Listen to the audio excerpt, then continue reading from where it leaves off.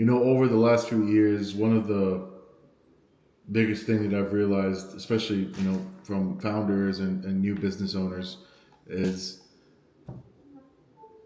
most of them don't really have that actual hunger and aggression that it takes to make a difficult project or a new project succeed. And it seems like what's happening in today's generation, especially the new founders, is everybody's good at building something, very quick, building something that, will take off and start doing something today. But the problem is it seems like everybody is revolved around trying to make a product or a service that can make a lot of money today by startup fees or whatever the case is, but nobody has actually spent the time, nobody has spent the same amount of effort and designing their software or designing their services to actually one help people and change the world, and not just make them a lot of money. And another big thing I see is people put more or put most of their effort in actually marketing and lead acquisition, and have this mentality that if we just make a bunch of money today, or we can go and raise money like $2-3 million, we can just go hire a bunch of people to build these products out, and we can spend hundreds of $1,000s in ad spend. And the problem is that works short term, obviously, but like whenever you have that vast influx of new leads, or a bunch of people wanting your services at once because your ads were so freaking good or you converted so many people, all you're focusing on is actually signing those people up. That's where all of your effort is going. And nobody really takes the time anymore to actually, figure out one key problem, one key issue, one specific thing that a lot of people are actually having problems with, and actually providing a service or software or a tool that those people can use to really, change their lives or really fix the issue. So what we're trying to do here is, so I'll just say a story. 2 years ago, I was in the car business. I've been running a wholesale operation since I was 16 or 17 years old. As soon as I got my driver's license, that's whenever my uncle passed away. He was the owner, the CEO of the company. And as soon as he passed away, my dad had to go take over his overseas affairs. He had, commercial properties, he had rental properties, and all that stuff going on overseas. And me and him were the two people that were running the Memphis operation. And I ended up having to step up, and just kill it, just make the same amount of money it was doing at the moment, or get it back to that moment, because it did take a strong dip, and then expanding it from there. And I think I did a great job over time, and we ended up expanding an operation that was out of one office. We had one office rented at the time, and we were only doing 20 or 30 cars. To the moment I left, Cars Inc. is the name of the dealership 2 years ago. We had 3 acres, about 500 or 600 cars on the lot. We had 3 or 4 separate buildings. Whenever we were leaving, like the last 6 months, we were building a fourth building, 2 mechanic shops, one full body shop, and then the front purchasing and sales, the acquisition and the deposition side of the company. And I was training buyers. I had 30 or 50 people working in each building for mechanics and for body shop people, and we had a very healthy operation. We were doing about 150 to 200 cars on average. Obviously, whenever Corona came around, we were doing even more. But we opened that whole operation. We started it, expanded into building our own thing.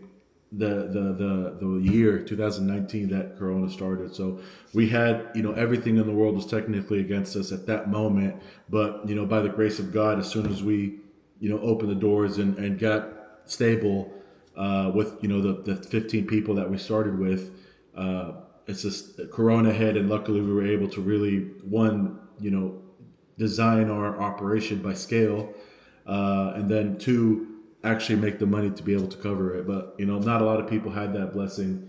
But a lot at the same time, a lot of people would have failed miserably, because we had an influx of buyers coming in at once. And the tricky part is is just because you have all, and this is something I think happens everywhere. I don't think this is just something that is in the automotive industry. You have a bunch of people coming in and buying your products at once. You're making all this money up front, so you turn around and hire a bunch of people, and you have a bunch of overhead. You have a bunch of, your I think our labor, our wages were in the vicinity of about $30,000, if I remember correctly.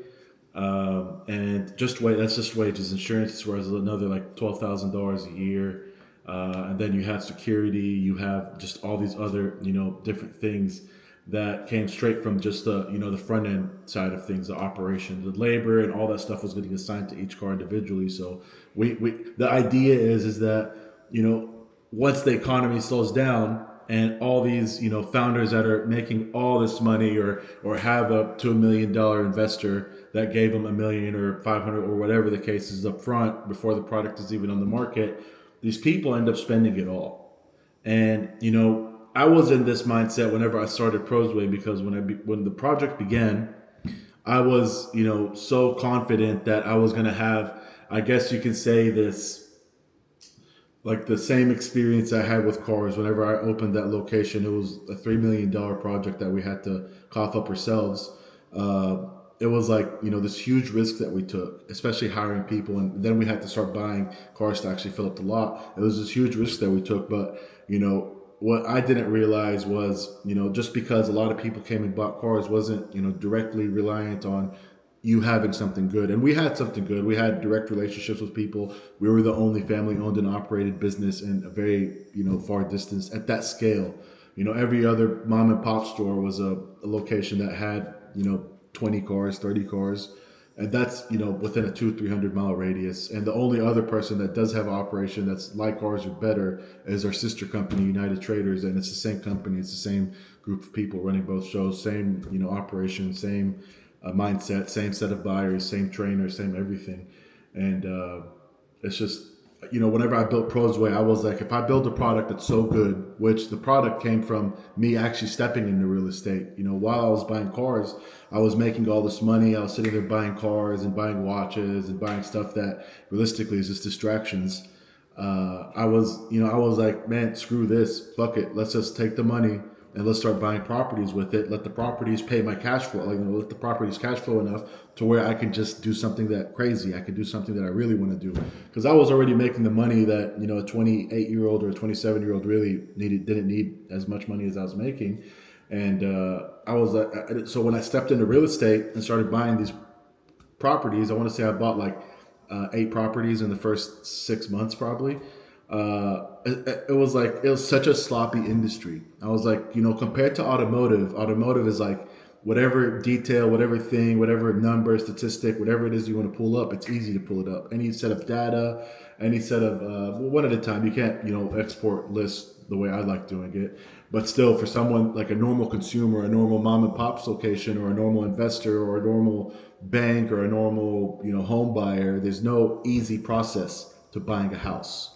And, it began by, I sat down with a group of friends and I drew out a marketplace, and I was like, how can we design a platform for people to go in and buy and sell houses? Like, I'm not talking about a marketplace. I'm talking about a back end system to where we can actually process transactions. We can, connect people's lenders straight to our platform. We can connect to different banks, different title companies online, and we can, build a portal for public notaries and inspectors and contractors to come in and actually find jobs and bid them. And the same thing for the reverse user is, if we have a bunch of people that need houses, or like investors, for instance, we're targeting, our target was always investors from the beginning, because investors are repeat customers. They're not just going to buy one property every 10 years. Investors will probably buy one every 12 months. And the number is actually less than that. It's realistically one every 3 months is a real investor. I want to say about 30 to 40% of the investors that are out there, a lot of them are buying, about one property every 2-3 months. That's without the hedge funds and all that. And the idea is like, how can I make this process completely achievable through their couch? Because today, the way the process is, one, if they're using a realtor, the realtor makes the purchase agreement. One, two, the realtor opens escrow on the property to the title company.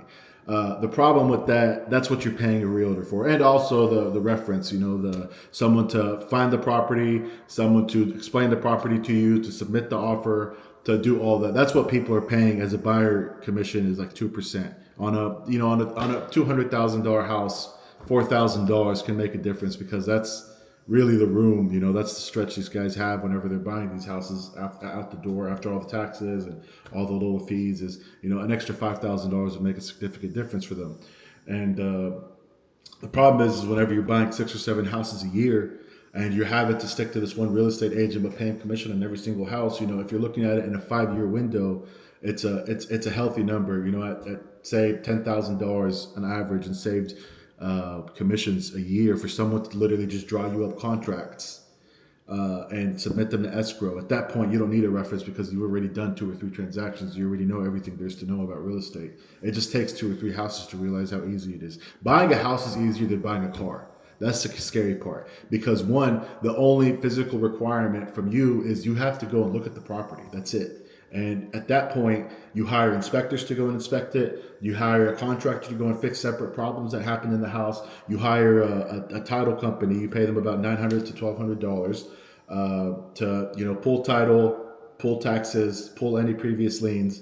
All this is doable online. We can create a match card, a buyer's criteria to figure out exactly what an investor wants. That's one. 2, we can build a 3D model of a house for retail buyers that are looking for something specific. They're looking for something that is a big living room, big kitchen. They don't want something with a big backyard. They don't want something with a swimming pool. They just got these definite no's. As soon as they walk into a house with a realtor, they know that this is not going to work. But the problem is that 9 times out of 10, people just go and look at houses. They don't even look at the pictures anymore. They just see, the first 5 or 6 pictures, and they're like, it's so easy to make an appointment and drive out there and look at it. I'll just go look at it. They get there, they realize they didn't like the house, or they didn't realize that this house doesn't have XYZ features, and they're like, why are we here? And then the thing is this is discouraging to realtors because realtors are lazy these days, and they only want to show somebody, 3 houses maximum. And that's it. They expect to get paid. They expect to sell and move on, or they get discouraged. And then 2, the problem is it gets this, like the seller gets more and more aggravated because it becomes a trend where people are looking at my house 5, 6, 7, 8, 9 times and nobody is submitting an offer. And it gets to the point where, it's like this run where people are running at a certain speed and then it just slowly starts diving off. And after like the 30-day mark, that seller gets discouraged and doesn't want to look at the house anymore. And in my opinion, I don't think people should be looking at houses unless it's what they want, And obviously some people don't care, but if we can build a 3D model and put it in front of them and say, this is the ideal house that you're looking for, and they can walk through it on a virtual tour and actually say, this is nice, we could turn around and go pull properties that's only that criteria. If they want a big backyard, cool, we can find houses with a big backyard only. If they want a swimming pool or don't want a swimming pool because of the maintenance cost, okay, we're not going to swimming pool. And on top of that, we can actually run them analytics to show them that if you want a house in this zip code, you're probably going to pay an extra $20,000 or $30,000 or $10 per square foot. If you want a house in this street or near this school or near whatever, this is how much you're going to pay extra. If you want 1, 2, 3, 4, it's actually cheaper. And then at the flip side, we can recommend certain things like if you like this zip code because it has like a safer area, this zip code has the same crime characteristics, same safety feature. You could probably save about $10 to $15 a square foot if you were to buy in this area. And on top of that, it's like if we can build something that actually caters specifically to the buyers, why wouldn't you use it? Especially if you're not having to pay commissions or pay anything. And the beautiful thing is this can be done. Like you could build a model. It's not going to cost anything. It's not. And it's not that it doesn't cost anything. The hard part is actually figuring out how to do it. Someone has to physically grab every single key point, every single little detail, and figure out exactly how to resolve every single one of them. And this is all we've been doing in the last, 18 months. And the problem is that, with this marketplace that we have today, it's such a broad thing. It can be aimed in any certain direction. It can be aimed at, and this is the direction we're going right now, is we're only going to focus on one market. We're only going to focus on buyers with 600 to 700 credit scores, 25 to 40 years old, looking for a home. And we're going to do this by IP targeting.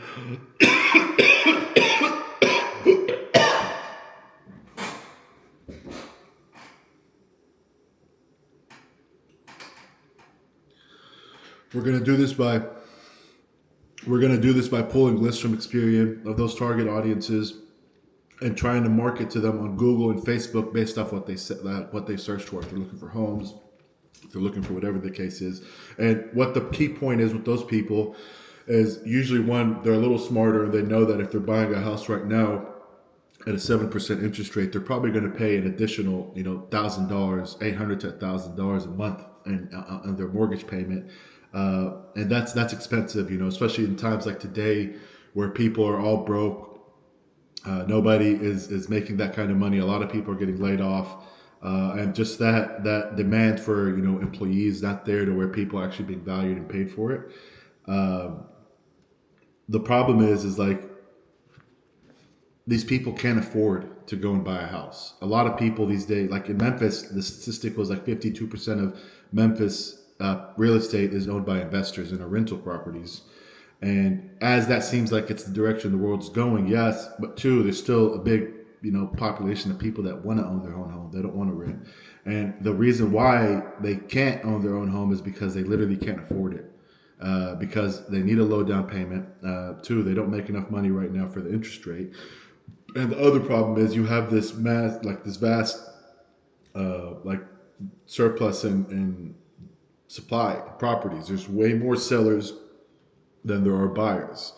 And you have all these sellers that are either, one, had a property listed at some point and it didn't work out. It was failed MLS. You got two agents that have properties listed on the MLS right now for over 60 days old, and they're not paying any attention to that property. They're not marketing it. They're not pushing it. They're not calling their leads. They're not calling the buyers that came and looked at it. And that's another very big problem, is agents don't even call or follow up with people anymore. You have to sell yourself to an agent for them to turn around and work for you, and you're going to turn around and pay them for it. And it's a very scary time where we live in. And I think like the real estate industry is the one industry that truly requires and needs a lot of attention and needs a lot of changes, because the people that are getting screwed aren't the real estate agents. The people that are screwed are the sellers every single time in every single transaction. They're having to pay everybody's commissions. They're having to pay for repairs in a used house that's like 20 or 30 years old to pass inspection.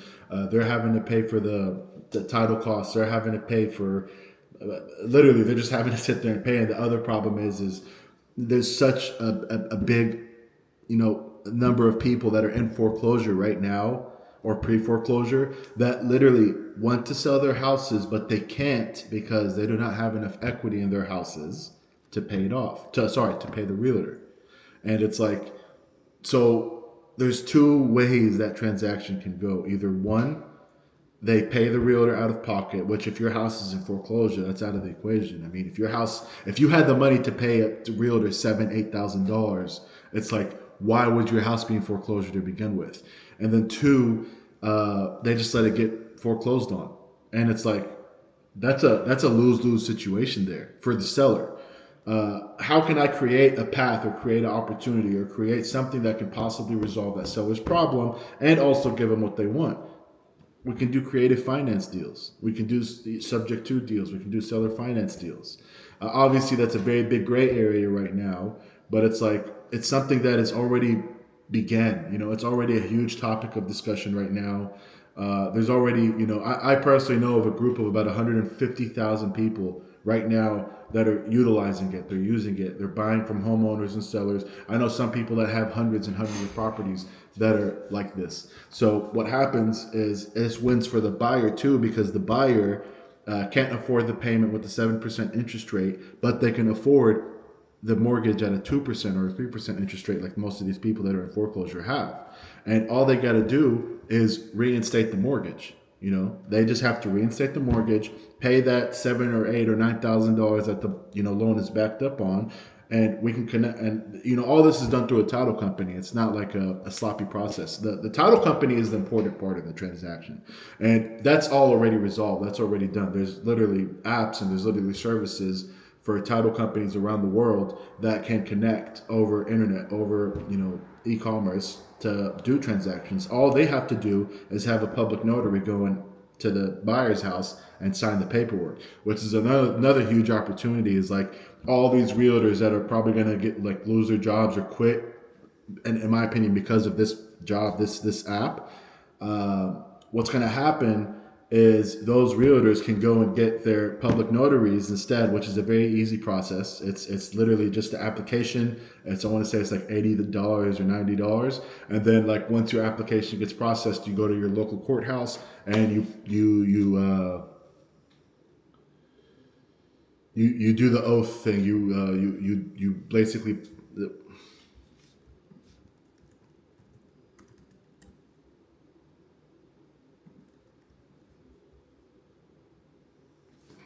And you take oath. That's it. You get literally a stamp to start doing your public notary. It's a very easy process. And the other opportunity in this is if we could build, and it's not if, when we build a contractor, like a portal for kind of like Uber Eats and DoorDash, where you can go in and post jobs or post request, I want to buy this food. We can do the same request for public notaries, contractors to go and bid jobs, inspectors, people that actually go and take pictures of the houses, people that just do walkthroughs, people that go and make sure that this house was, this thing that we agreed to be fixed was fixed. And this will benefit a lot of people that are out of state from the property that they're buying, which happens a lot. A lot of these investors are buying properties in certain markets that they don't even live in because they see a growth or they see something in that market that they want to be a part of. So there's so many different opportunities that we can pursue. The thing is in order for us to build trust, we have to resolve one thing at a time. And our only focus right now is seller finance. That's it. We're going to find buyers that cannot buy a house because of the interest rates. And then we're going to find sellers that have been trying to sell their houses and they can't because they have a lazy realtor or it already expired MLS. And those are the two people that we have to find: one, the buyer, and then we have to find a seller that has the property that buyer will want and is also willing to sell or finance it. Phase A for us is connecting those two people. That's it. It's just this marketplace we have right now is literally a matchmaking system to connect those two people. And all we're focusing on right now is a lead acquisition side to get people to the system. And we have we have one person in every single process. And it's a person that has at least 8 years experience in that specific process. We have a marketing automation specialist that literally his key job, his keynote is the point from the acquisition of the lead. Like when that lead sees the reel or the post or the marketing ad or whatever and says he's interested up until the point that he's on the website and did what we needed him to do.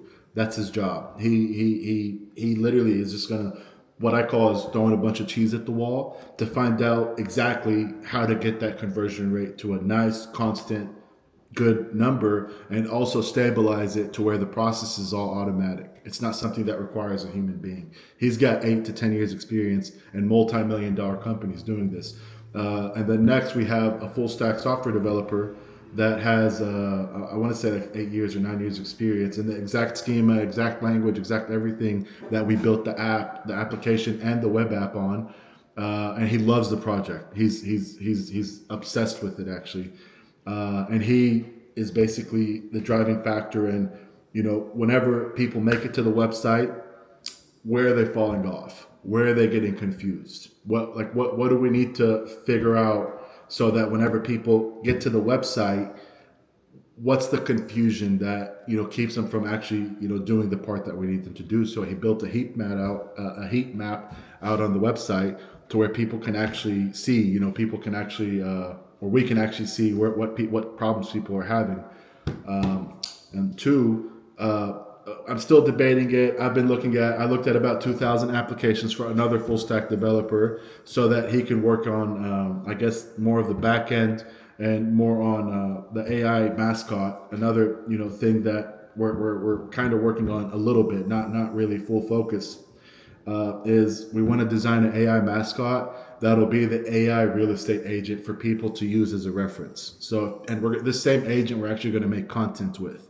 And what do I say? What do I mean when I say that? Is people need someone to go and ask questions to. One, two, we need a face of the company. We need like something that people can look at and remember that this is Prosway or whatever the name ends up being. And the name we know is not the right name. The problem is we don't know what name yet. Like we haven't. We were spending about 2 hours a week, trying to find different names or put together different names, and we just haven't found something that clicked more than Prosway. But this AI mascot's idea is we're gonna have it as like a chat bot on the bottom of the website. The actual mascot, it'll be like a pet, a creature, something. We have probably hundreds and hundreds of ideas, but nothing is really stuck yet. And they can open it, chat, ask it questions. What's my house worth? What can I rent out my house? What's the typical average days in market? What's the whatever? My sink is leaking. What can I do? And this agent will have that city or that market's real estate knowledge background, the course that realtors need to actually go and get their real estate license. We'll have it plugged into that agent, the AI agent's knowledge base, so that it can legally answer the questions by the state's laws. I'm thinking about hiring. I've been looking at applications, trying to find someone for that position. I just haven't found someone I liked. Whenever we started this project, I've hired and fired probably, I want to say 30 to 40 people. I don't have the exact number. And a lot of them were very good friends of mine that I started this project with. And I didn't like the way they were performing. I didn't like the energy that they were putting in, or they were just lazy. And I completely got them out of my way. And the unfortunate part about that, it costed me a lot of my friends. It costed me all of my friends, to be honest with you. And it costed me a lot of my family's relationship because they think I'm too obsessed with this idea. But I don't really care. I've already been to this point. I've already invested 70, 80 hours a week minimum into this project for the last 2 years, and I'm just doing more as we go forward. I haven't slowed down at all ever since this project began, and I don't plan on it, because it's always been my dream to do something that, one, changes the world and actually helps people in need. And the shitty part about everything in this industry is everything is aimed at making money. Everything is aimed at making money, and nobody cares about the suffering family. Nobody cares about the single mom that is working, 70, 80 hours a week, and she's still struggling. She's still behind in rent. She's still behind in all of her payments. Nobody cares about the dad that just got laid off in a shitty economy, even though he might be a lazy person or a poor performer. Nobody cares about, this guy has a house that has $100,000 in equity. We could technically work out some kind of deal to where we give him $50,000 in equity. But instead, people are so greedy that they would rather, play games with that person that's already in pre-foreclosure and wait until the property forecloses, or either, one, go buy it from an auction, or two, lowball the hell out of them whenever they know they're going to need it the most. Just because they want to put that extra money that literally nobody needs. You don't need that money more than that person needs that money, but they're still very stingy about it. And everything is aimed at buying. Everything is aimed at renting. Everything is aimed at except the seller. Everything is aimed at benefiting everybody except the seller. And the seller is the person that ends up getting the short end of the stick, because, one, they're having to undersell their property to most of these guys, undersell like whatever it's worth.